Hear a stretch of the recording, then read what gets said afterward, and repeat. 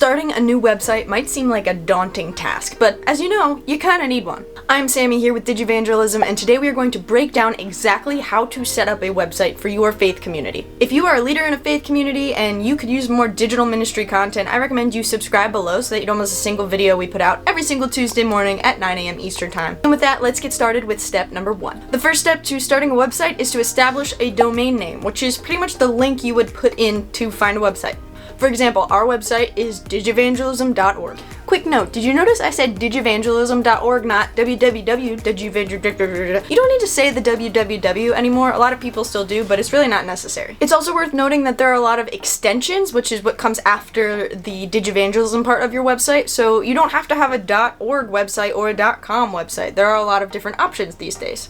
.church, .net, .tv, .whatever you want it to be. Now, typically people are familiar with .org and .com, but no, we're not going to make a recommendation for you. You can pick it. So you think of this domain name that you want to use, and then you got to make sure that nobody else already has it. Side note, there are a lot of people out there that hold a lot of domain names, so you really got to check to make sure yours is available. So you use a domain name provider like Bluehost or NameHero to register the domain name that you pick as long as no one else has it. These sites will actually check a central database for you so that you know that you're in the clear. Okay, so once you have a domain name, contrary to popular belief, you are not in the clear. You actually need a hosting provider.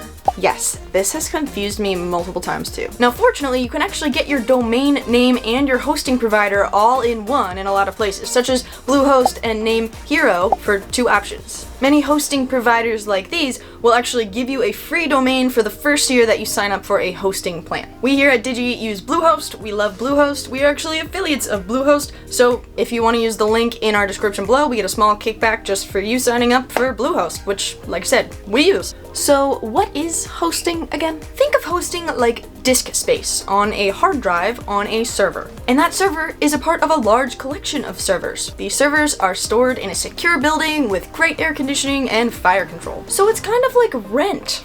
You're paying rent for your website to be safe. Not only that, but your provider will take care of security for your website, backups for your website, so you're not losing anything. The provider will also take care of updates, so as things get updated and change and shift around, your website's not gonna totally crash, ideally. There are a large variety of packages available from multiple hosting providers. So it really depends how many domain names that you want to host and how much space and speed your website needs. But wait, there's more. So once you find a hosting provider that works for you, and again, we use Bluehost, so if you would like to use what we use, the link is in the description below. You're not done yet. You still need a web platform. I know, it's kind of exhausting, right? Yeah. So the final piece that you need to get your website up and running is this web platform, which is kind of like an online software that you will use to build the pages of your website. So this can be all the big names you've heard before, WordPress, or Wix, or Squarespace, or just the HTML itself, but why?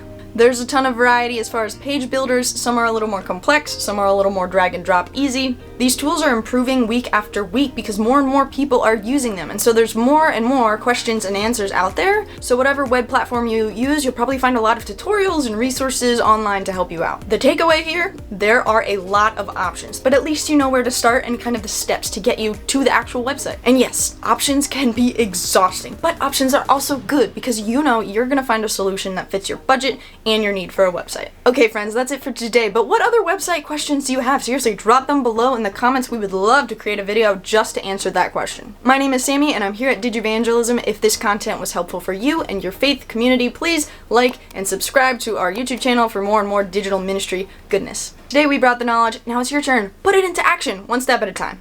Peace.